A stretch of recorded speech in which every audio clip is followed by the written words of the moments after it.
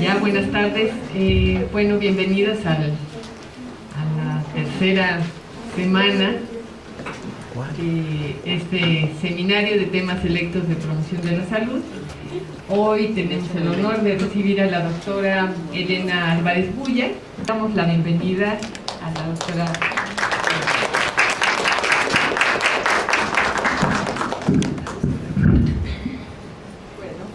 Pues me da mucho gusto estar acá. Creo que esta serie de seminarios pues tocan temas sumamente importantes que generalmente nos integran de esta manera. Y cuando Juanita me invitó a dar esta conferencia, pues inmediatamente pensé que era una buena idea hacer un esfuerzo de hacer una integración desde los ámbitos de interés que yo he tenido a lo largo de mi investigación y de los estudios recientes que estamos haciendo para entender a la enfermedad como una emergencia compleja, un fenotipo, un conjunto de rasgos característicos, fisiológicos, de alteraciones de desarrollo que no se pueden entender por causales simples.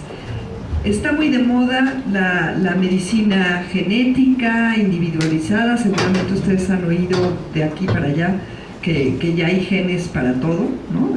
Hasta para la simpatía, la homosexualidad, en fin. Todo esto es un absurdo, como van a ver ahorita que yo les platique de lo que sabemos a partir de estudiar las plantas, que han sido el sistema modelo en el cual nos hemos centrado, pero más recientemente aplicando estos enfoques de redes complejas, dinámicas, que realmente son en el contexto de este tipo de sistemas que tienen muchas interacciones en donde los genes están actuando, y lo que un gen particular puede hacer es generalmente realmente muy poco en impactar el fenotipo, el conjunto de rasgos visibles de un ser vivo complejo como somos nosotros o como son las plantas. Y esto no quiere decir que los genes no sean importantes, sí lo son, pero sin la interacción, sin la retroalimentación del ambiente y hoy en día lo que llamamos el estilo de vida, no podemos entender cómo es que nos podemos mantener sanos y evitar la emergencia de las enfermedades, sobre todo enfermedades complejas como el cáncer, como el Alzheimer, como la diabetes, que hoy en día está cobrando una cantidad de vidas impresionantes.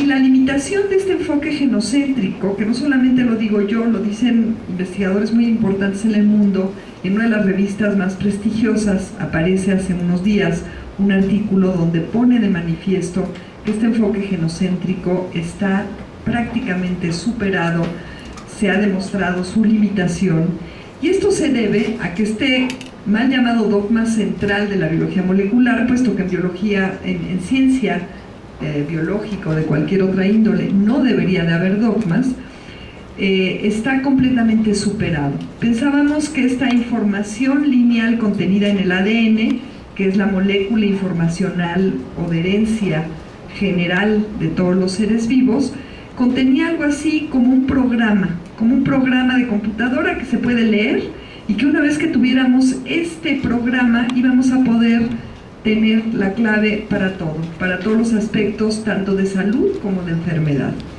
Y esto no es así. Resulta que en esta molécula lineal no hay información suficiente para entender cómo es que se diferencian las diferentes células. De hecho, las células de su cuerpo, de la piel, del intestino, del cabello, tienen todas el mismo material genético. Sin embargo, fíjense ustedes qué diferente es una célula de la piel que una célula del corazón o del intestino. Esta gran paradoja no se entendía hasta hace poco tiempo, y no podemos entenderla a partir de los genes. Necesitamos entenderla a partir de estructuras complejas y dinámicas de interacción entre estos genes, sus productos a nivel de proteínas, de microRNAs y también de componentes moleculares químicos no genéticos, como son las hormonas, y también inclusive aspectos estructurales de las células, de los tejidos y de los órganos, como son las fuerzas físicas que también rigen el comportamiento de la materia inanimada. Todos estos aspectos son fundamentales para entender cómo es que podemos tener, por ejemplo, estos dos ratoncitos, los ven ahí abajo en el lado derecho. en la esquina, son genéticamente idénticos. Son idénticos genéticamente, sin embargo, vean ustedes qué diferentes son, no solamente en la coloración de su pelaje, sino en lo gordo. Uno está gordo del lado izquierdo, el otro no está tan gordo. Todos estos factores que no están codificados en los genes son componentes epi, por encima, genéticos de los genes. Todo este aspecto de la epigenética en los últimos años, 5 años, se ha descubierto que es sumamente importante para entender cómo es que se forma un organismo vivo, cómo es que se mantiene en un estado saludable y cómo es que se rompe este estado saludable para dar lugar a la enfermedad. Y entonces el dogma central que nos planteaba que podíamos hacer un mapeo sencillo, unidireccional, unívoco, de un gen a un mensajero, a una proteína, a un rasgo, se ha completamente desechado para pasar a un modelo mucho más recursivo, mucho más dinámico, que además debe de considerar no solamente el proceso de transmisión de la información del ADN a las proteínas, a los rasgos visibles de los seres vivos, sino también las interacciones y el acople de estas redes dinámicas de interacciones genéticas, moleculares, por componentes químicos y físico-químicos que además están siendo completamente todo el tiempo, de manera dinámica, retroalimentados y están a su vez retroalimentando el microambiente celular y el ambiente extraorganísmico. Entonces, esta es la complejidad de que hablamos. Y Brian Goodwin, un colega inglés que desgraciadamente falleció prematuramente, decía muy claramente en esta cita que comparto con ustedes que es cierto que es importante conocer y enumerar y estudiar los componentes de un ser vivo, que se puso muy de moda a partir del descubrimiento del ADN, que pueden implicar no solamente los genes, sino los microRNA, las inclusive marcas epigenéticas, las proteínas, etcétera. Y estos componentes pueden determinar la composición de un ser vivo en un momento dado. Pero estos componentes por sí mismos no nos explican cómo es que emerge un fenotipo particular, cómo es que se desarrolla, cómo es que evoluciona, inclusive a lo largo de los tiempos intergeneracionales o evolutivos. Para ello hay que conocer los principios genéricos, los principios que rigen al desarrollo de todos los seres vivos, y a eso es a lo que nos dedicamos en nuestro laboratorio, a entender los dos conjuntos de procesos que implican el desarrollo. El primero integra todos los procesos que subyacen tras la diferenciación celular. A partir de una célula fertilizada, que está aquí en su lado izquierdo, se van a ir diferenciando los diferentes, valga la redundancia, tipos de células que van a conformar los tejidos y los órganos que finalmente van a estructurar un ser vivo complejo, como esta bella flor en esta bonita foto de Mapplethorpe, o como ustedes mismos. Estos dos conjuntos de procesos, diferenciación celular y morfogénesis, son lo que integra el desarrollo. Y como les decía hace un momento, hoy sabemos que en este mapeo de los genes a los fenotipos, el genoma no contiene la información suficiente para explicarlo. Entonces necesitamos entender todos aquellos procesos y mecanismos sistémicos epigenéticos que nos ayuden a entender y a predecir cómo vamos a prevenir que vayan surgiendo las enfermedades. La era computacional y de genómica de gran alcance, lo que en inglés se llama el High Throughput Functional Genomics, que es la genómica funcional masiva, por traducirlo de alguna manera, nos ha mostrado que tenemos estas configuraciones multidimensionales de genes prendidos y apagados. Cuando hay un foquito amarillo es que están prendidos, cuando está rojo está medio prendido y cuando está negro es que está apagado. Y estas configuraciones multidimensionales están asociados a diferentes tipos celulares. Aquí les estoy mostrando dos tipos celulares de una planta que estudiamos en el laboratorio, de la cual les voy a hablar un poquito más. Sin embargo, esto es simplemente, como nos decía Brian Goodwin, pues una lista de partes, de componentes que están prendidos y otros apagados. Esto ya nos da una pauta, aquella paradoja que les comentaba, de que si bien las células son diferentes, drásticamente distintas fenotípicamente, los genes que están ahí son los mismos. Sin embargo, algunos están apagados, otros están prendidos. Entonces es útil este enfoque experimental, pero es descriptivo. Y lo que queremos entender, y es lo que hemos aportado nosotros y ahora lo estamos aplicando al entendimiento de las enfermedades, es cómo es que de manera dinámica, a partir de una red de interacciones, llegamos a estas configuraciones multidimensionales que caracterizan a los diferentes tipos celulares y eventualmente están implicados en la morfogénesis. Fíjense ustedes que este interactoma que tengo acá es una red de interacciones de todos los genes de la especie modelo más simple que se usa en biología, que es una bacteria que, por cierto, vive en sus intestinos, que es Escherichia coli. Escherichia coli es quizás el sistema experimental modelo más simple y, sin embargo, fíjense ustedes qué compleja es su red de regulación genética. Estudiar una red como esta es imposible, aún con las computadoras más poderosas que hay en el mundo. No la podemos seguir de manera dinámica. Sin embargo, sin conocer esta red, este mapa dinámico de interacciones, que es mucho más complejo que el mapa de las calles de la Ciudad de México, no podemos entender ni la diferenciación celular ni la morfogénesis y por lo tanto tampoco la emergencia de las enfermedades. Fíjense ustedes que este interactoma tiene que ver con el genoma en el sentido de que no todos los genes interactúan con todos, pero en estas redes hay información mucho más allá que la información lineal guardada en el ADN, ¿sí lo ven? Y esta información que emerge como resultado de las interacciones dinámicas entre los genes es fundamental para entender cómo es que surgen las enfermedades en el ser humano. Y no podemos decir que dependen de un gen, porque fíjense que cualquiera que ustedes agarren, ahí en este interactoma, está interconectado con muchos otros, con algunos a corto alcance, con otros a largo alcance. Una manera que hemos seguido nosotros para empezar a entender la relación entre la estructura de estas redes y su función es localizar pequeños módulos de genes que están fuertemente relacionados entre sí y débilmente relacionados con otros genes del interactoma. Les llamamos módulos regulatorios, asociados a características estructurales como son las estructuras de las flores. Fíjense ustedes que todas las flores del mundo, que son 250.000.000 de especies, tienen 4 órganos florales conservados que se presentan espaciotemporalmente con el mismo patrón. Primero los sépalos, luego los pétalos, que son los órganos más bonitos, luego los estambres y luego los carpelos.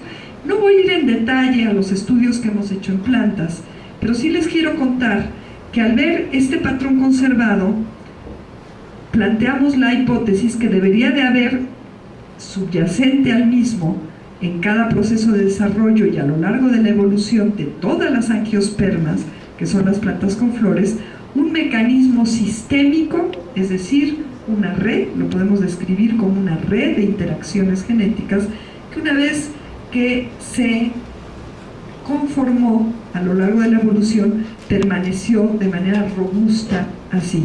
Y nos dimos a la tarea de descubrir este módulo regulatorio que nos explica la diferenciación celular en el proceso de desarrollo de las flores y este patrón tan conservado que observamos.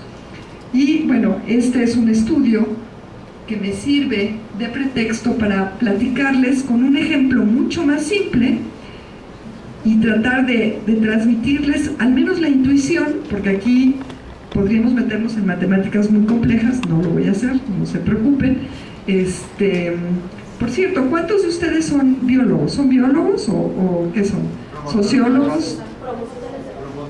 Promotores de la salud. Pero bueno, en el fondo de su interés de la promoción de la salud hay un biólogo, porque sin un interés por la vida, pues no hay un interés por la promoción de la salud. Entonces, Si hay cualquier cosa que diga, que quieran que me pare y que nos vayamos más despacito, con todo gusto, ¿no? Si me estoy yendo a cosas ahí demasiado vagas o complicadas, ¿no? Yo lo que quiero es pasarles la intuición de cuán complejos son los sistemas de interacción de componentes genéticos. Aquí solamente imagínense que tenemos una pequeñita red de 3 componentes que subyacen a la diferenciación celular y a la formación de tejidos y órganos normal, que si no la entendemos no podemos entender cómo es que se rompe la salud y cómo es que podemos sobre todo promover la salud. Porque la conclusión más fuerte de todo este estudio que hemos hecho con un enfoque no genocéntrico reduccionista, sino sistémico, es que hay una posibilidad muy grande de promoción de la prevención de la enfermedad si entendemos cuáles son los moduladores de estos sistemas dinámicos que los pasan de un estado sano a un estado enfermo. Y entonces ya no somos presas de toda esa mercadotecnia que nos está bombardeando todo el tiempo, que todo depende de los genes. Y si te tocaron los genes malos, ya te fregaste, y eso no es cierto, ¿no? Esa es como una conclusión que van a, espero, ir viendo ustedes fundamentada en el tipo de trabajos que espero poder transmitirles con suficiente claridad. Entonces imagínense que ustedes tienen un sistemita de 3 componentes, que son 3 genes. Si hay flecha quiere decir que activa X, activa Y, y Y activa de regreso a X. Sin embargo, Y reprime a Z y Z reprime de regreso a Y. Este es un sistema que, aunque parece muy simple, ya tiene toda una riqueza de comportamientos. Y las reglas de cambio de cada uno de los componentes están en estas tablitas que tienen las funciones lógicas. Y este es un sistemita todavía muy sencillo, pero parece que así es como opera la regulación transcripcional, de esta manera como digital. O se prende o se apaga, dependiendo de a veces tablas de verdad, como por ejemplo la del Y, que como ya tiene 2 entradas, pues se vuelve un poquito más compleja. Imagínense que tienen un gen que tiene 20 entradas. El número de combinaciones se amplía muchísimo. Pero en este caso tenemos que, como por ejemplo Y depende de, X depende de Y solamente, y es un activador Y de X, pues cuando Y está apagado, X está apagado, y al revés. Y sin embargo Z, que también tiene solamente una entrada, que es Y también, Y está reprimiendo a Z y activando a X, pues cuando Y está apagado, como es el represor que apaga Z, pues Z se prende. Y al revés, cuando Y se prende, que es un represor, Z se apaga. Y Y depende de estos dos, y además depende más fuertemente de X que de Z. Entonces, si X se prende, pues Y se va a prender independientemente de que Z esté prendido o no esté prendido. Este es solamente un ejemplo para mostrarles la rica combinatoria de interacciones genéticas que nos permite seguir dinámicamente un sistemita que, si empezamos con todos los genes apagados y aplicamos estas reglitas así de simples, pues vamos viendo que en el siguiente tiempo se van a estar apagados los 2 primeros genes y el tercero se va a prender. Y una vez que se llega a ese estado, aplicando otra vez estas reglas, ya no cambia. A eso le llamamos una configuración estable o un atractor, y entonces podemos explicar a partir de este tipo de modelos tan sencillos cómo diferentes células que tienen los mismos genes, las mismas redes, dependiendo de cómo se inicializan, podemos llegar a diferentes combinaciones de prendidos y apagados de genes. ¿Se acuerdan que les había dicho que ya sabíamos que había diferentes células, que había diferentes configuraciones de prendidos y apagados de genes asociados a diferentes células? Aquí estamos proponiendo un modelo relativamente sencillo para explicar cómo de manera dinámica la misma red lleva a diferentes configuraciones, y ese es el aporte que hemos hecho científico para explicar la diferenciación celular. Y hemos validado esta propuesta para muchos casos en plantas, y más recientemente en el sistema inmune, y más recientemente en cáncer, y creemos que esto va a abrir nuevas formas de pensar en estas enfermedades complejas. Entonces, estamos explicando la diferenciación celular como resultado emergente de las interacciones dinámicas entre los genes. Entonces ustedes díganme, ¿cuál es el gen importante para la célula esta? ¿Es el X? No. ¿Es el Y? Tampoco. ¿Es el Z? Tampoco. ¿Es el conjunto de interacciones, la forma en que están interconectados estos genes? Sí. Y por esa forma, a veces, la alteración de un gen produce cambios de atractor de una configuración a otra, y entonces decimos, haces el gen, pero no es el gen, es ese gen en función de todas sus interacciones. Y ahí cobra sentido aquel dicho de que el maestro pues no tiene nada que hacer si no es a partir de la interacción con sus estudiantes. Entonces tenemos ahora una herramienta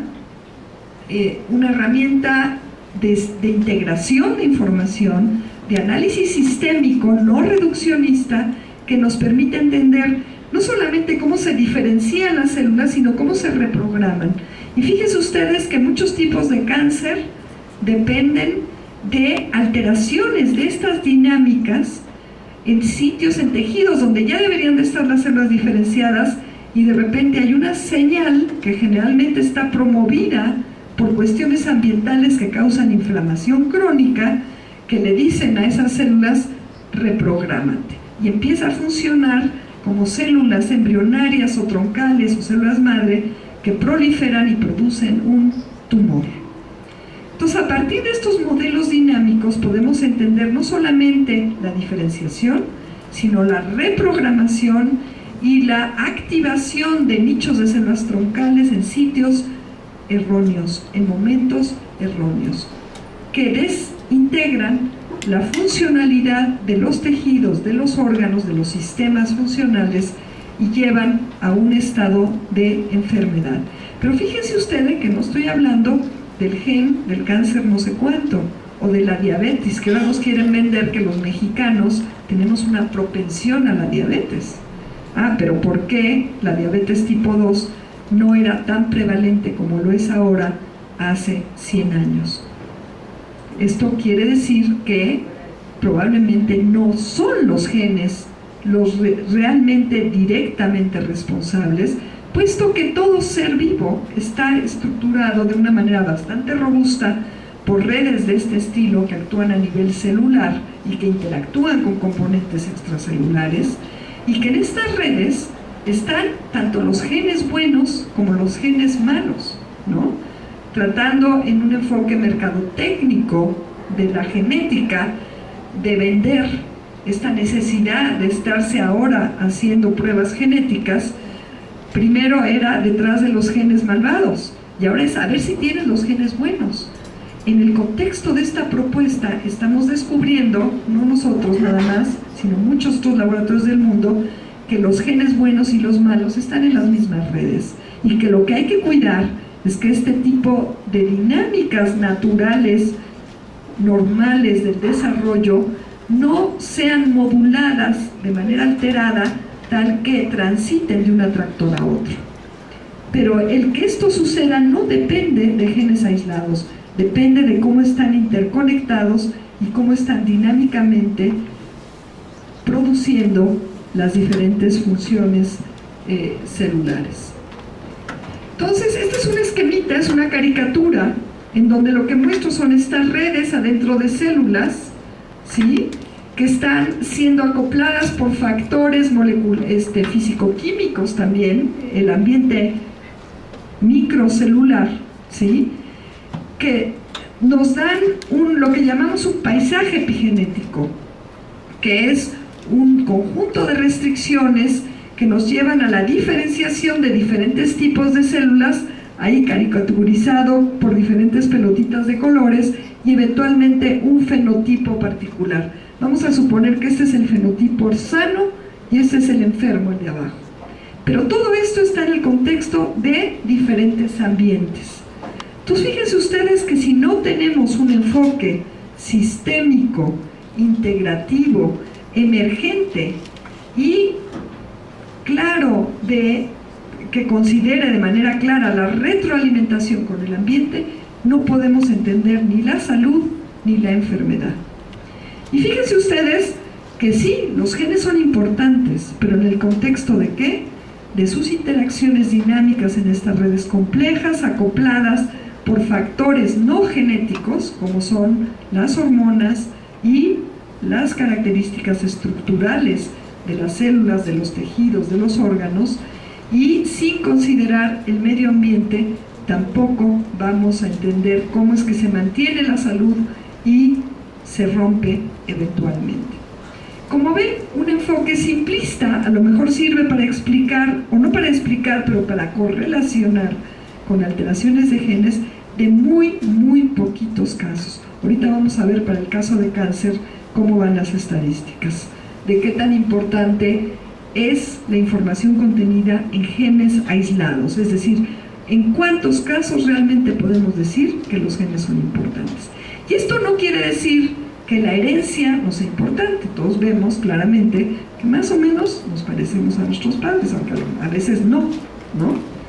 Pero ese parecido más o menos es emergente de estos sistemas complejos de redes genéticas en interacción con componentes no genéticos intraorganísmicos y con el ambiente. Muchas veces en las familias hay tradiciones parecidas y una generación tras otra están comiendo lo mismo, tienen las mismas costumbres, viven en los mismos sitios, y parte de la herencia es emergente de esta retroalimentación entre esos ambientes socioculturales y ambientales compartidos y la información genética.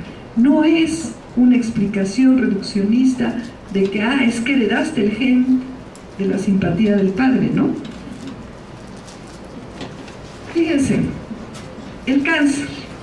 Nos han vendido durante mucho tiempo que es una enfermedad genética y que si tienes los genes del cáncer, pues ya te amolaste, ¿no?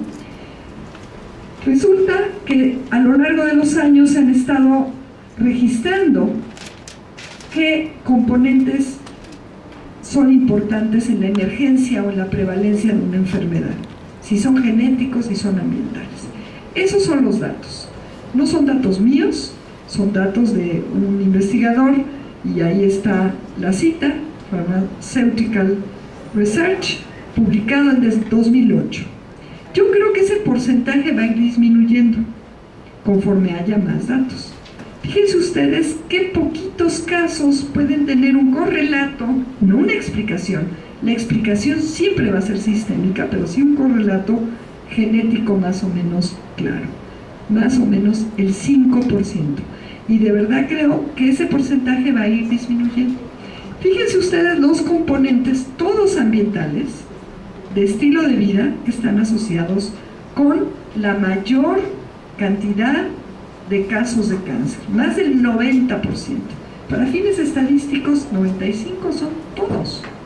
Entonces, todos tenemos en nuestras manos, desgraciadamente, no totalmente por el sistema geopolítico y socioeconómico y la economía política que rige nuestra vida en gran medida, pero sí hay aspectos de la vida, y eso es algo que podemos discutir al final, puesto que cada vez hay más comida chatarra, menos opciones de comida sana, más exposición a tóxicos, etcétera, etcétera.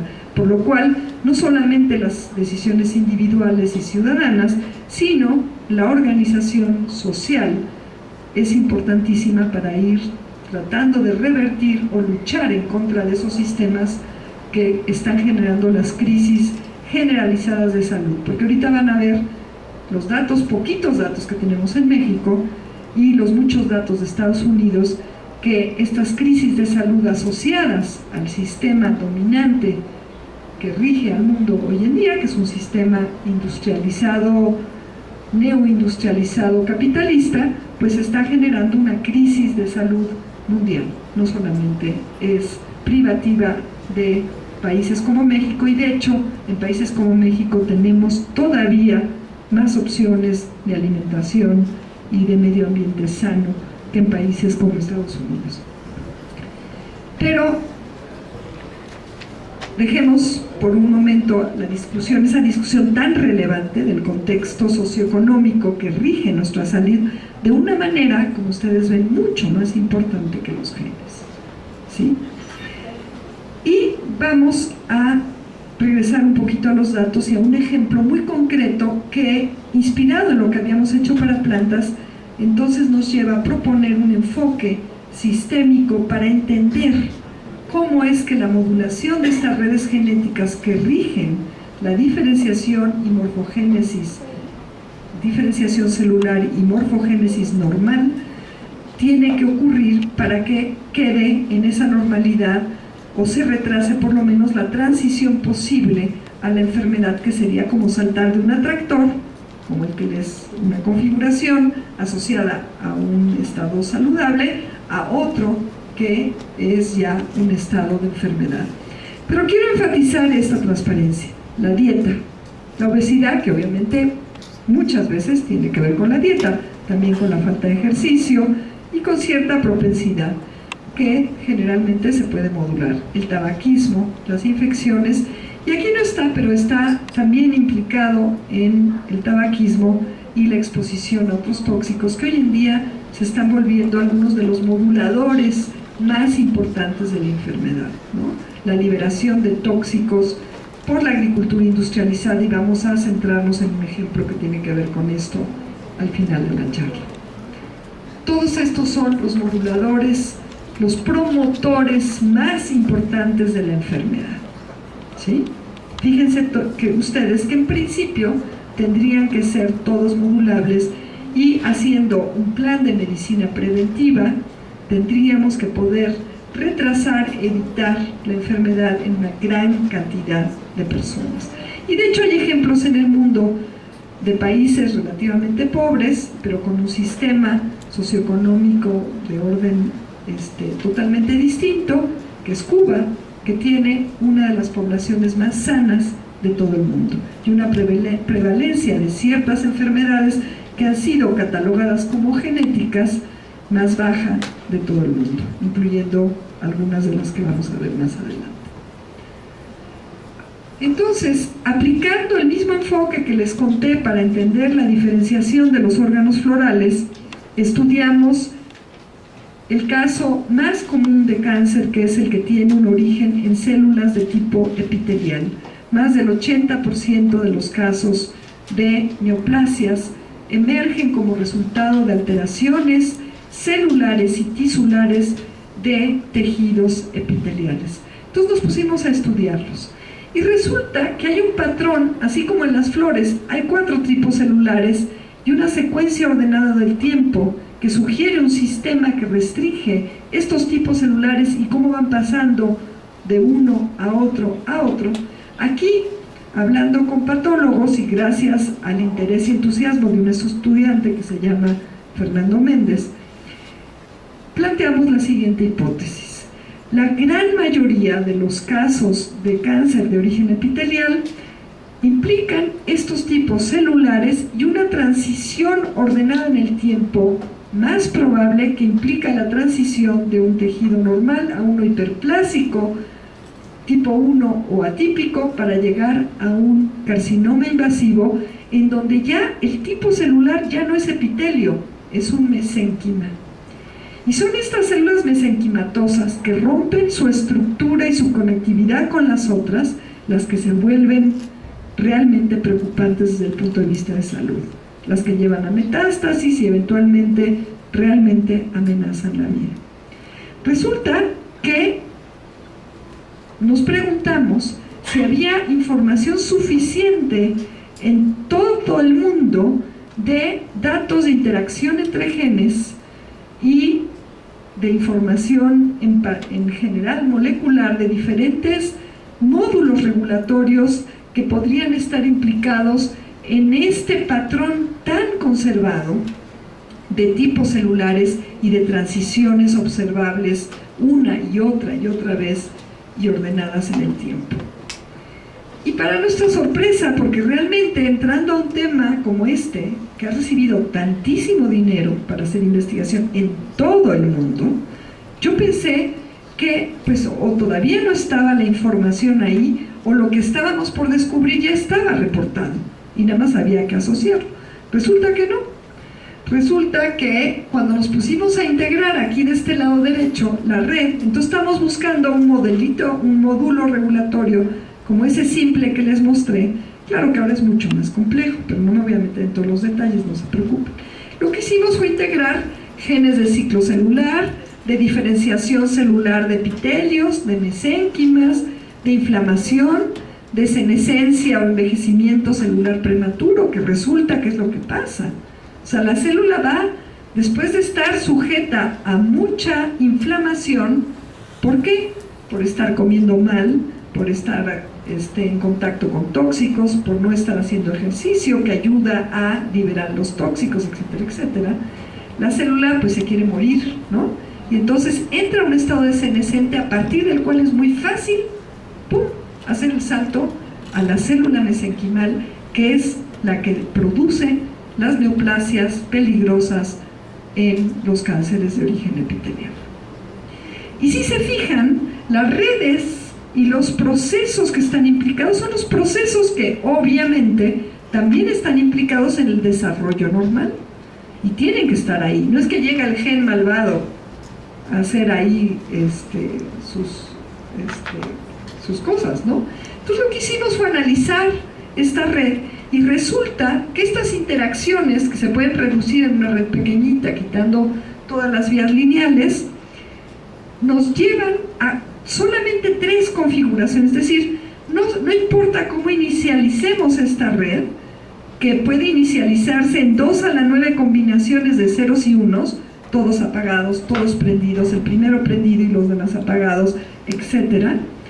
De todas esas, que son muchas, hagan la cuenta en su casa, 2 a la 9, 2 por 2 por 2 por 2 por 2 por 2, así hasta 9 veces, solamente el sistema está canalizado, ¿a qué creen? A 3 configuraciones, a 3 combinaciones de genes prendidos y apagados, y cada uno corresponde a los 3 tipos celulares que se han observado una y otra vez en las evoluciones de este tipo de neoplasias: células epiteliales normales, células hiperplásicas con marcadores de senescencia y células mesenquimales.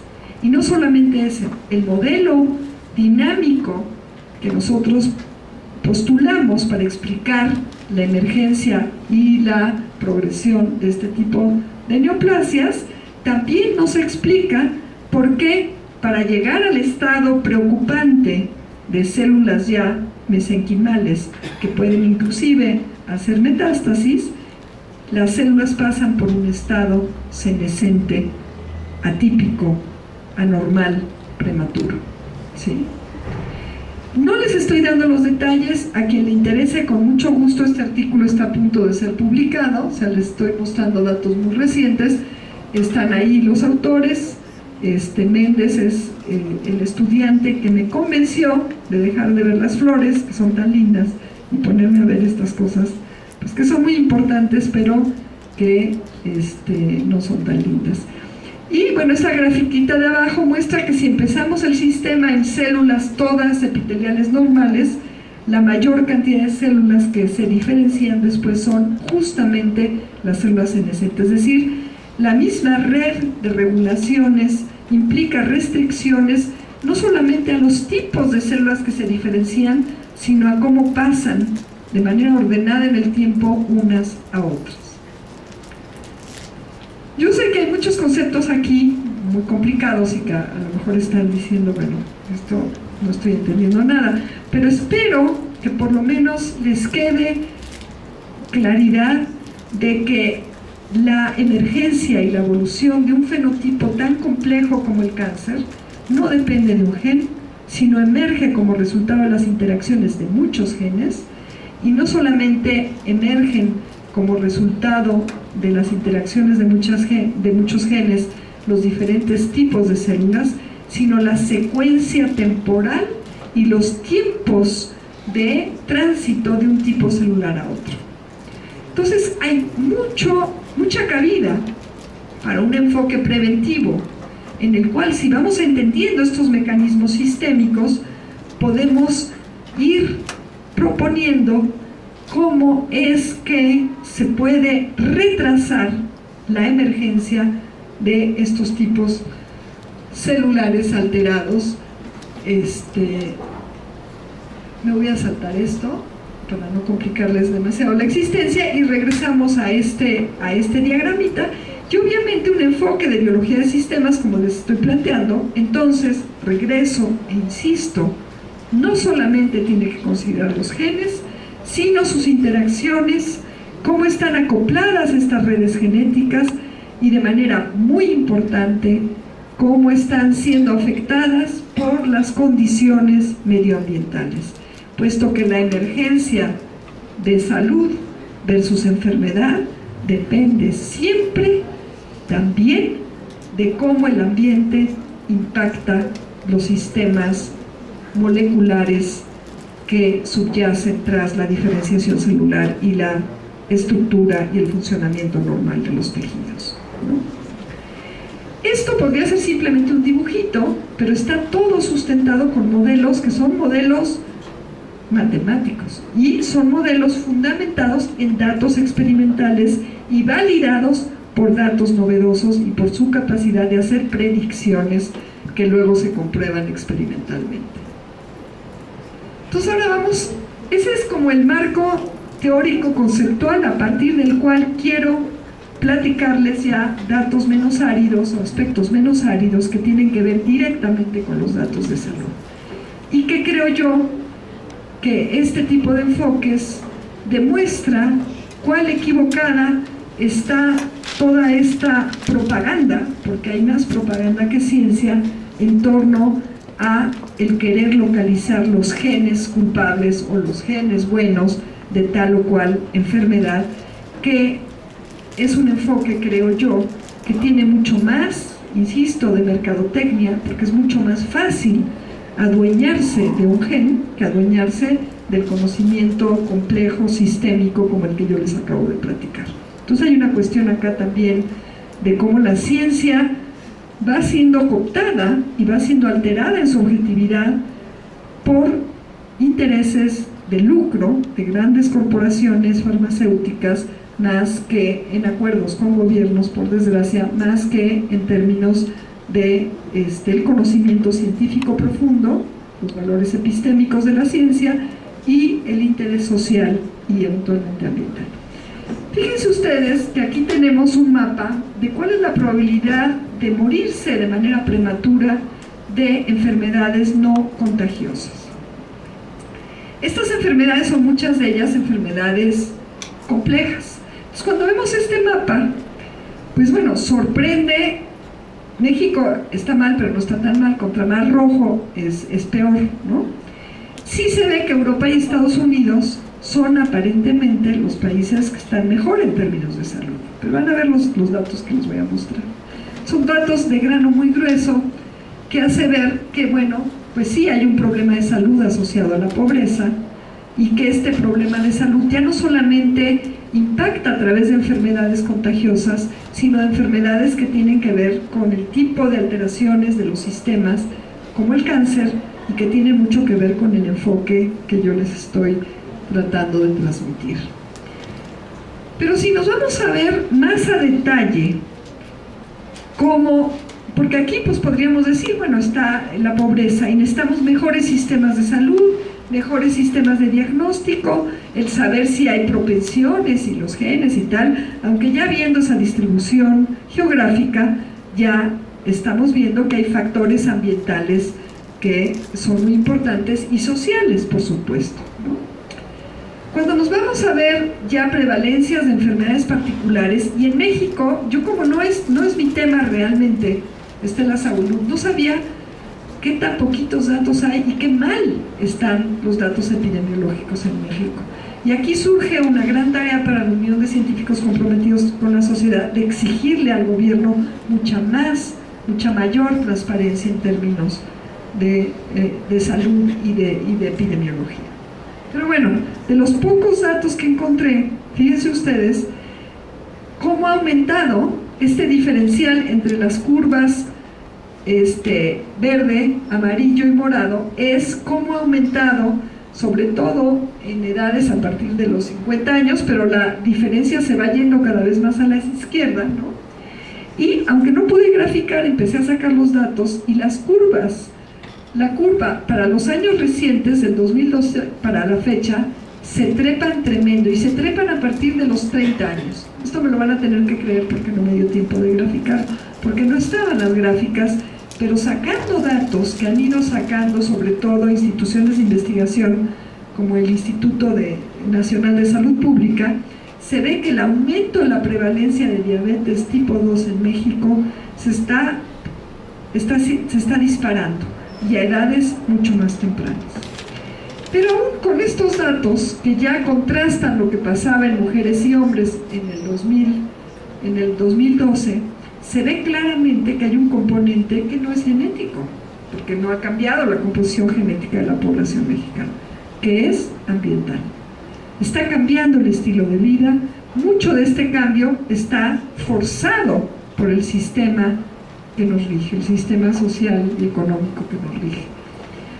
Entonces, diabetes, hay que entenderla desde un enfoque sistémico, y aquí hay recomendaciones súper obvias, ¿no? Entonces, en vez de estar gastando millones de pesos en buscar los genes del mexicano, y que si esto nos hace más o menos propensos a la diabetes, hay que cambiar el estilo de vida y regresar a un estilo de vida que inclusive en 2006 todavía estaba bastante parecido a 2000, y todavía se podría mejorar, porque hay comunidades tradicionales que tienen sus dietas tradicionales, que consumen básicamente maíz criollo y los otros productos de la milpa, lo cual ahorita me voy a referir en un caso de estudio que me interesa por otras razones, pero que se liga con un tema de salud, que implica una dieta mucho más sana, una forma de vida mucho más sana, y entonces la prevalencia de esta enfermedad es mucho menor. Entonces, no son los genes. Y aquí tenemos otra gráfica, nuevas epidemias. Fíjense ustedes que otra vez, si ya vemos, porque viendo el mapa en donde México aparecía no rojo sino anaranjado, pues nos quedamos tan tranquilos.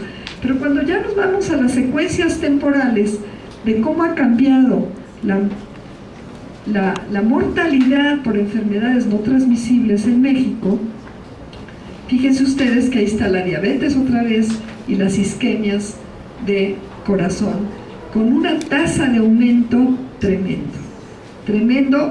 Estamos ya proyectando hacia 2015, y como ven, de acuerdo a esta gráfica, pues la otra todavía se quedaba corta, ¿no? Y entonces cuando hay un dato positivo, yo como científico siempre le creo más al dato positivo. Otra vez, aquí hay un cambio ambiental, obviamente, socioambiental, igual que lo hubo en homicidios, que bajaron, aunque ahorita pues, seguramente también está ahí repuntando por toda la violencia que estamos viviendo, ¿no? Otra vez tenemos este tipo de afectaciones a la salud claramente complejas, cuya modulación a la alta depende del ambiente y no de los genes. Y para finalizar la plática, quisiera referirme a uno de los componentes ambientales más importantes en la salud, que es, y que me ligan con un tema que hemos estado trabajando mucho, y de quisiera platicarles lo que sabemos de salud y cuán importante es cuidar el alimento básico, que es el maíz. La alimentación, como veían ustedes, por lo menos en términos de los cánceres más comunes, tiene una implicación modulatoria de cerca del 40%, es decir, que comer bien puede hacer toda la diferencia entre enfermedad y salud, o salud y enfermedad. Y si el maíz es el alimento básico, un mexicano promedio hoy por hoy todavía consumimos cerca de medio kilo de tortillas diarias, que aporta más de la mitad de las calorías que necesitamos y cerca del 30 o más del 30% de fibras y proteínas. Puede hacer una gran diferencia la alteración del patrón de consumo del maíz, que es algo que se está promoviendo desde las corporaciones, pero en contubernio con el gobierno, por los datos que tenemos ahorita. No me voy a meter a toda la parte de bioseguridad, pero les puedo asegurar que hay evidencia clara que el gobierno, más que estar comprometido en cuidar este alimento básico, está abriendo la puerta a que sea objeto de gran negocio y lucro por parte de algunas corporaciones. ¿Qué implicaciones tiene esto en salud? El acecho de esta base alimentaria tan importante para la salud, como les acabo de mostrar, que implica el peligro de nuestro maíz, tiene que ver paradójicamente con que Estados Unidos, una de las economías industriales, agroindustriales más poderosas del mundo, sustenta su desarrollo industrial de automóviles, de ropa, de cárnicos, justamente también en el maíz. Pero en la producción de un maíz, que yo le llamo maíz botarga, ahorita les voy a explicar por qué, que es cualitativamente distinto a nuestro verdadero maíz, totalmente distinto, pero es la agricultura con mayor subvención del mundo. A los americanos se les sale el maíz por las orejas. De hecho hay un estudio donde analizan el pelo de los americanos y están hechos de maíz, pero de un maíz chafísima, y ahorita van a ver qué consecuencias tiene eso en la salud de los americanos. Obviamente esta economía y este subsidio y este énfasis en la agroindustria tiene que ver con haber cooptado a la agricultura también dentro del desarrollo capitalista para generar grandes ganancias, grandes cosechas, pero también hambre récord. Y hoy por hoy no hay una falta de alimentos, hay mucha hambre, sí, por una distribución desigual, y se tira en el mundo una cantidad de alimentos altísima, en Estados Unidos y en Europa. Sin embargo, nos venden como una innovación, cuando realmente es propaganda, como aquello de los genes buenos y los genes malos, a los transgénicos como punta de lanza de este modelo insostenible que ha demostrado tener en Estados Unidos, con datos claros, porque en aquel país hay muchas cosas que están mal, pero hay datos y uno puede ir y sacarlos, y los propios médicos de la Casa Blanca reportaron ya, sin lugar a dudas, que gran parte de los problemas de salud de Estados Unidos están asociados al consumo de alimentos insalubres, producto de la agricultura industrializada. Y encima de esa contundencia de cuán negativo para la salud es este sistema, este modelo de producción de alimentos, nos quieren vender una innovación, entre comillas, que lejos de subsanar los problemas de la agricultura industrializada, no solamente en términos del impacto negativo al ambiente, sino también a la salud pública, como una solución mágica que, lejos de serlo, no es más que una tecnología sin ciencia, con capacidad de usarse, pero no con un conocimiento científico realmente contemporáneo, que puede implicar riesgos y peligros todavía mayores. Son dos desarrollos, y la gran pregunta que nos da vuelta en la cabeza y que estamos hoy investigando en el laboratorio es si estos agrotóxicos asociados al maíz transgénico, principalmente el glifosato, que es uno de los añadidos negativos al ambiente y a la salud pública, está llegando a nuestro alimento básico y qué implicaciones de salud tiene. Esta es la gráfica de evolución del uso de glifosato en Estados Unidos. Estos son datos. Como ven, es el único agrotóxico, está asociado a una de las líneas transgénicas que es tolerante a este herbicida, lo echan en avionetas, se muere todo menos el maíz transgénico que lo tolera. Y así es como ha aumentado su uso. Guarden, por favor, en su memoria, ahorita por unos cuantos minutos, esta gráfica. Entonces, esta ciencia, entre comillas, corporativa, nos dice que este maíz transgénico no hace daño, no enferma, pero la OMS, aunque tardíamente, ya reportó que el glifosato, este tóxico que se está usando cada vez más, causa cáncer en animales y muy probablemente en humanos también. Y si se tomaran en cuenta los datos de Sudamérica, no habría duda ya de que es un cancerígeno, pero además hay datos muy muy sólidos que muestran que no solamente es un cancerígeno, sino un teratógeno. Ahorita les voy a mostrar algunos datos horribles. Entonces tenemos esta botarga de maíz, este llamado sweet corn, que de dulce, pues sí, sabe dulce, pero tiene adentro glifosato que penetra sistémicamente, no se puede lavar, ¿sí? Tiene un índice glicémico mucho mayor, por lo tanto aumenta la prevalencia a la diabetes y a la obesidad si se le consume en vez de consumir maíz nativo. Tiene bajo contenido de fibra, de proteínas y antioxidantes que le dan esa coloración bellísima a los maíces nativos, rojos, rosas, azules. El maíz azul es tremendamente benéfico para la salud. Y bueno, nos los venden que con vitamina A, que es fresco, que es natural, que tiene azúcares naturales, etcétera. Propaganda. Y realmente es una botarga, no es un maíz. Y el sustituir este maíz por los nativos ya implica gran cantidad, como acabo de resumir, de impactos negativos a la salud. Y es sobre este maíz botarga que han puesto los transgénicos, a los cuales, sí, señor, se les han asociado una gran cantidad de evidencias ya, digo, de daños, de peligros, de riesgos a la salud. Tiene estas proteínas recombinantes o transgénicas, capacidad inmunogénica más fuerte que los patógenos que causan el cólera, ¿no? Esto es investigación de un investigador mexicano. Hay alteraciones a nivel celular, es decir, es un causante de estas hiperplasias o inflamaciones que, bueno, ya como vimos, eventualmente, pero difícil de comprobar, pueden llevar alteraciones. Hay una gran cantidad de evidencia, este artículo que, perdón que se los muestre, pero ha sido muy debatido, pero está hoy por hoy publicado, y con las ratitas que sí son propensas a tumoraciones, pero son las mismas que había usado Monsanto, se ha demostrado que el alimentarlas con estos alimentos transgénicos las hace aún más propensas y disminuye un poco todavía más su ciclo de vida. También el glifosato tiene capacidad de producir alteraciones al nacer, muy parecidas a las que se muestran con cada vez mayor prevalencia en esta gráfica de abajo a la izquierda, en las zonas de población de Argentina que están cercanas a las siembras de soya.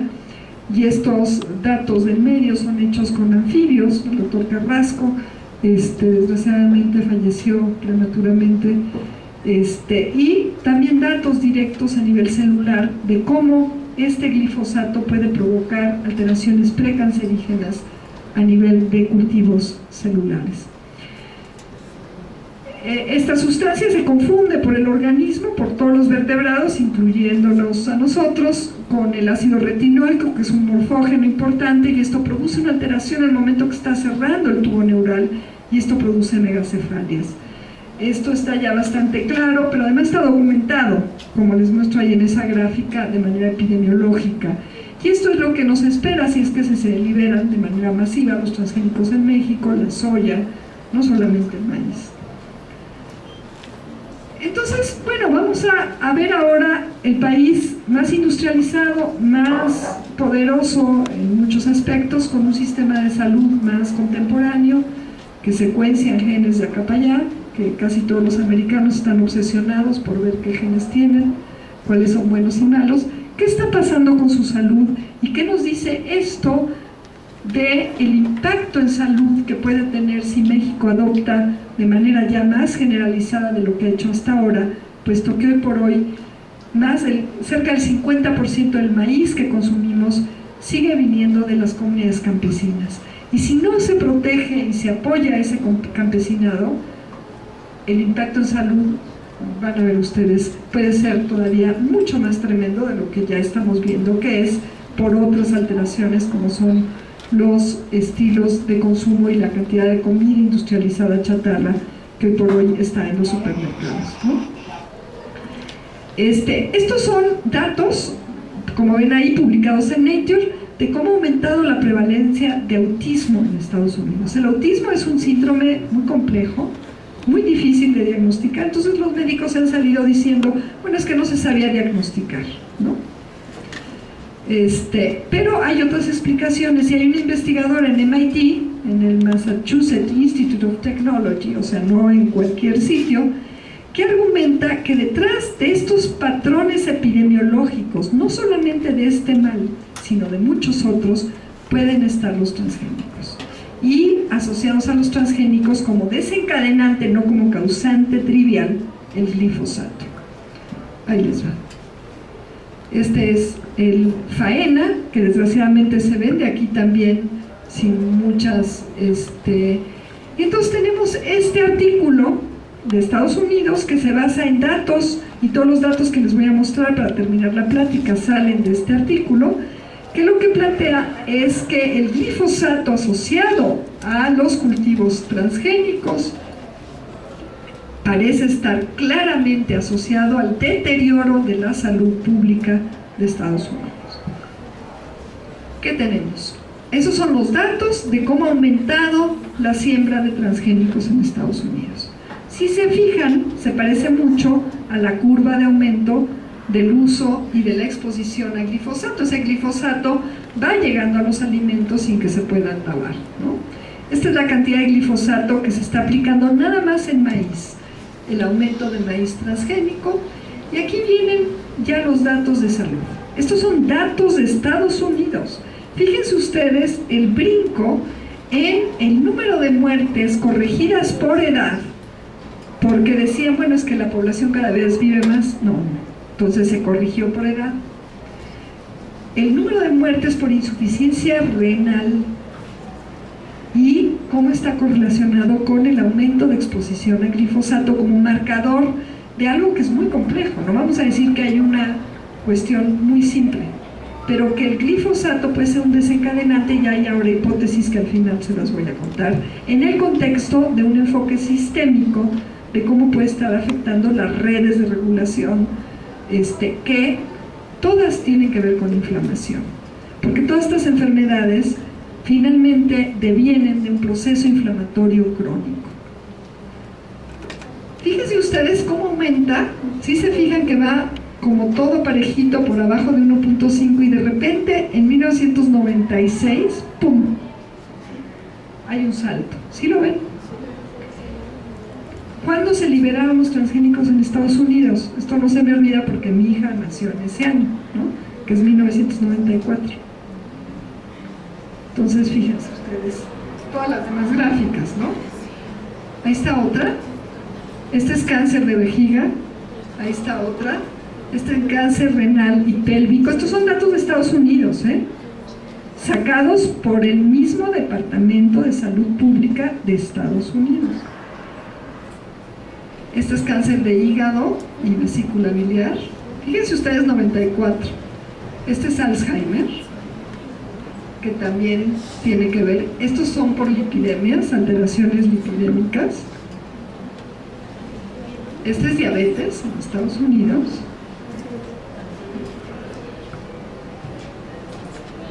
Y obviamente cuando salen estos datos, pues dado el poder que tienen las biotecnológicas en la política de Estados Unidos, tratan de encontrar nuevas explicaciones. No es que la gente cada vez consume más azúcar, resulta que no, que el patrón de consumo de azúcar es más o menos igual, ¿no? Entonces, bueno, los datos de correlación, ahí están. Estos son los coeficientes de correlación. Para quien no haya manejado estos coeficientes, cuando dos fenómenos van cambiando de manera igual y se sugiere que uno puede ser causa del otro, aunque nunca un análisis único de correlación es suficiente para establecer causalidad, pero sí es un indicativo, estos valores son muy grandes. El número máximo de este coeficiente R, que tienen ahí en esa grafiquita, ahí están todos los tipos de aumentos de muertes por diferentes enfermedades. Fíjense que el número máximo es 1. Ya vieron qué valores tienen, ¿no? Todos son mayores de 0.90 y la mayoría pasan de 0.96.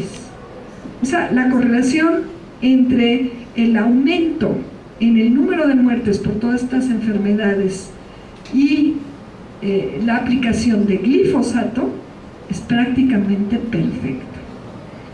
Cuando uno tiene una correlación casi perfecta, dice, puede ser un churro, ¿no? Puede haber salido al azar. Ergo, pues no puedes decir nada. Pero cuando de manera independiente se hacen estos análisis con tantas enfermedades y todas tienen el mismo patrón, ya es muy difícil no estar estableciendo y aquí está la misma asociación. Si se vuelven a fijar, los índices de correlación son otra vez muy altos, porque estos dos componentes se parecen mucho, que es la cantidad de maíz americano. Entonces, lo que les voy a decir es muy fuerte, porque los va a meter en un problema y en una claridad de cuán afectados estamos por vivir tan cerca de Estados Unidos. Y es lo siguiente: cualquier cosa industrializada que no diga que es de maíz criollo mexicano, es de este maíz. Es tóxico. O sea, yo creo que como científico, con estos datos, ya es difícil negar esa conclusión. Por lo tanto, en el laboratorio estamos haciendo un análisis lo más rápido que podemos, un artículo que nos ha costado mucho trabajo publicar, pero esperamos hacerlo muy rápido para que tenga la validez científica, de cuán presente está no solamente los transgénicos de estas líneas americanas de maíz, sino el glifosato en nuestros productos que dicen que son de maíz, es decir, tortillas de tortillerías, tostadas, etc. No les puedo compartir estos datos ahorita porque prefiero hacerlo hasta que estén validados por pares, pero sí creo que es un tema fundamental y que todo mexicano tiene que volverse un activista de protección de nuestra salud a través de proteger nuestro alimento básico, y ya no solo impidiendo que se libere, sino impidiendo que sigan contaminando todo lo que nos venden como maíz, que no sabemos a qué grado puede tener este tipo, y que claro, los americanos ya no lo quieren. Y dentro de poquito, o sea, cuando estos datos se generalicen en términos del acceso y del conocimiento al público, hoy los americanos ya están organizados en redes para medirse qué tanto glifosato tienen en sangre. Ya están exigiendo el etiquetado, ya están comprando solamente productos que dicen GMO free. ¿Qué creen? Ya están buscando maíz, ¿dónde? En México. Y la tragedia peor, el peor escenario que yo me planteo, es lo que está ya pasando, estas pequeñas motocicletas con maíz y tortillas tóxicas, y no estoy exagerando, en los pueblitos más recónditos, y el maíz de esos pueblitos de altísima calidad en los restaurantes más lujosos de Nueva York. Las conclusiones están ahí en inglés, pero son las que ya les acabo de decir. Hay toda una revisión en este segundo párrafo de cuáles son los mecanismos sistémicos moleculares. Parece que este glifosato es un quelante, y lejos de lo que prometió Monsanto, de que era un herbicida menos tóxico para el ambiente y para la salud, parece que lo que hace es concentrar el impacto celular, inflamatorio, con todas estas consecuencias de salud que les he mostrado. Y aquí otra vez hay una cuestión sistémica, pero hay un desencadenante bastante claro, y aparejado a esto está el cambio en todo lo demás del estilo de vida.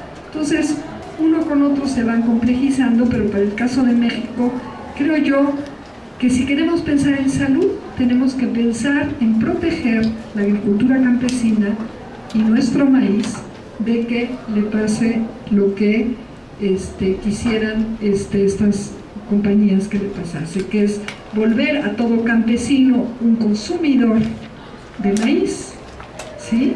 Y a todo mexicano también un consumidor no de maíz verdadero, sino de este maíz, y además un cliente para las grandes farmacéuticas que van a estar con una población enferma por muchos años, también generándoles más y más y más ganancias. Parece como una película de terror y que estoy exagerando, pero de verdad, estos son datos. Esto es lo que está viviendo Estados Unidos. ¿Qué tan consciente está cada americano De esto no lo sé. Yo creo que muy pocos están conscientes, porque si no ya estarían pues no decidiendo si Hillary o Trump, sino haciendo otras cosas por su bienestar, ¿no? Pero bueno, después de este panorama tan realista y tan negro para Estados Unidos, pero todavía con esperanza para México, por lo que sí les puedo decir es que hoy por hoy la gran mayoría del maíz nativo está libre de transgénicos, y cualquier cosa que podamos hacer como consumidores para apoyar esa agricultura campesina está revirtiéndose, apoyar el campo, apoyar el ambiente y apoyar nuestra salud y la de nuestros hijos.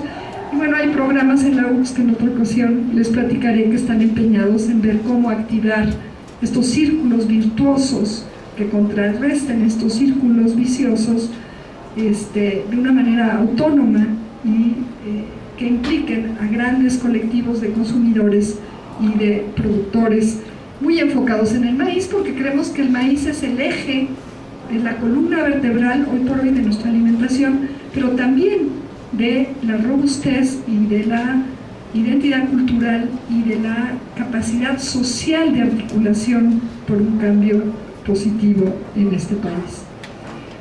Entonces urge promover en México, obviamente, maíz sin transgénicos o tóxicos, que es lo que implica todo lo que les acabo de decir, y un enfoque sistémico y preventivo a la conservación de la salud, que implica una capacidad racional y autonómica, ajena a toda la mercadotecnia del genocentrismo, para cuidar nuestra salud y la de nuestra familia, y para exigir como derecho fundamental al Estado mexicano este derecho a la salud, que implica un derecho a un ambiente sano y a una alimentación sana, pero sí, mientras tanto, generar estas autonomías, no solamente en la producción de alimento, sino en el cuidado de la salud, en comunidades de práctica que promuevan los estilos de vida que están asociados a la prevención.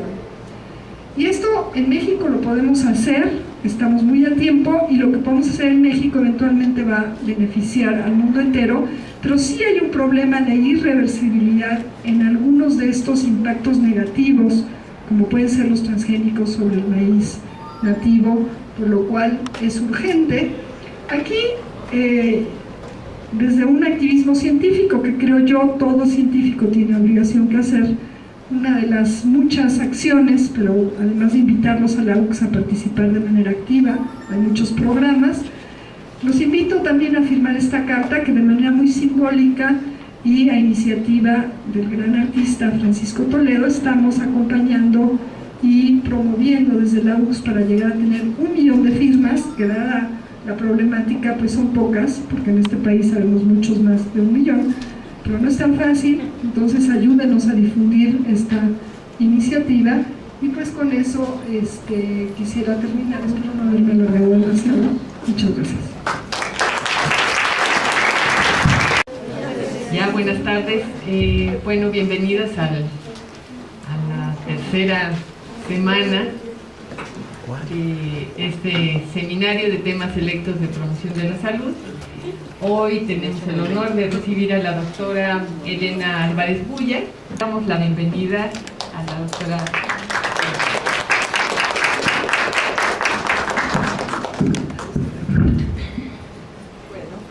Pues me da mucho gusto estar acá. Creo que esta serie de seminarios pues tocan temas sumamente importantes que generalmente no se integran de esta manera. Y cuando Juanita me invitó a dar esta conferencia, pues inmediatamente pensé que era una buena idea hacer un esfuerzo de hacer una integración desde los ámbitos de interés que yo he tenido a lo largo de mi investigación y de los estudios recientes que estamos haciendo para entender a la enfermedad como una emergencia compleja, un fenotipo, un conjunto de rasgos característicos, fisiológicos, de alteraciones de desarrollo que no se pueden entender por causales simples. Está muy de moda la medicina genética individualizada, seguramente ustedes han oído de aquí para allá que ya hay genes para todo, ¿no? Hasta para la simpatía, la homosexualidad, en fin. Todo esto es un absurdo, como van a ver ahorita que yo les platique de lo que sabemos a partir de estudiar las plantas, que han sido el sistema modelo en el cual nos hemos centrado, pero más recientemente aplicando estos enfoques de redes complejas, dinámicas, que realmente son en el contexto de este tipo de sistemas que tienen muchas interacciones en donde los genes están actuando, y lo que un gen particular puede hacer es generalmente realmente muy poco en impactar el fenotipo, el conjunto de rasgos visibles de un ser vivo complejo como somos nosotros o como son las plantas. Y esto no quiere decir que los genes no sean importantes, sí lo son, pero sin la interacción, sin la retroalimentación del ambiente y hoy en día lo que llamamos el estilo de vida, no podemos entender cómo es que nos podemos mantener sanos y evitar la emergencia de las enfermedades, sobre todo enfermedades complejas como el cáncer, como el Alzheimer, como la diabetes, que hoy en día está cobrando una cantidad de vidas impresionantes. Y la limitación de este enfoque genocéntrico, que no solamente lo digo yo, lo dicen investigadores muy importantes en el mundo, en una de las revistas más prestigiosas aparece hace unos días un artículo donde pone de manifiesto que este enfoque genocéntrico está prácticamente superado, se ha demostrado su limitación, y esto se debe a que este mal llamado dogma central de la biología molecular, puesto que en biología, en ciencia biológica o de cualquier otra índole no debería de haber dogmas, está completamente superado. Pensábamos que esta información lineal contenida en el ADN, que es la molécula informacional o de herencia general de todos los seres vivos, contenía algo así como un programa de computadora que se puede leer, y que una vez que tuviéramos este programa íbamos a poder tener la clave para todo, para todos los aspectos tanto de salud como de enfermedad. Y esto no es así. Resulta que en esta molécula lineal no hay información suficiente para entender cómo es que se diferencian las diferentes células. De hecho, las células de su cuerpo, de la piel, del intestino, del cabello, tienen todas el mismo material genético.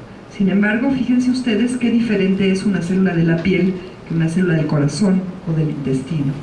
Esta gran paradoja no se entendía hasta hace poco tiempo, y no podemos entenderla a partir de los genes, necesitamos entenderla a partir de estructuras complejas y dinámicas de interacción entre estos genes, sus productos a nivel de proteínas, de microRNAs y también de componentes moleculares químicos no genéticos, como son las hormonas, y también inclusive aspectos estructurales de las células, de los tejidos y de los órganos, como son las fuerzas físicas que también rigen el comportamiento de la materia inanimada.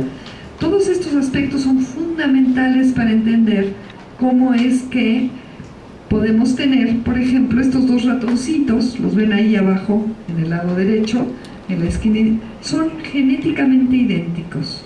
Son idénticos genéticamente, sin embargo, vean ustedes qué diferentes son, no solamente en la coloración de su pelaje, sino en lo gordo. Uno está gordo, el del lado izquierdo, el otro no está tan gordo. Todos estos factores que no están codificados en los genes son componentes por encima, genéticos de los genes. Todo este aspecto de la epigenética en los últimos años, 5 años, se ha descubierto que es sumamente importante para entender cómo es que se forma un organismo vivo, cómo es que se mantiene en un estado saludable y cómo es que se rompe este estado saludable para dar lugar a la enfermedad.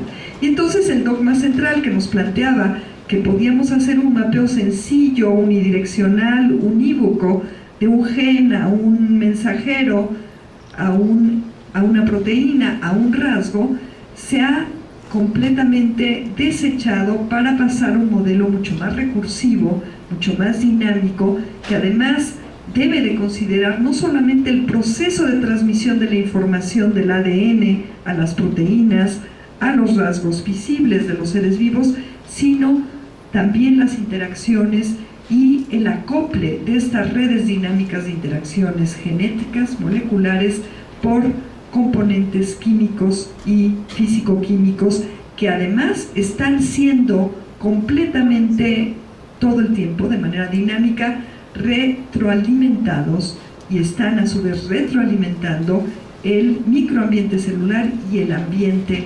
extraorganísmico. Entonces, esta es la complejidad de que hablamos. Y Brian Goodwin, un colega inglés que desgraciadamente falleció prematuramente, decía muy claramente en esta cita que comparto con ustedes que es cierto que es importante conocer y enumerar y estudiar los componentes de un ser vivo, que se puso muy de moda a partir del descubrimiento del ADN,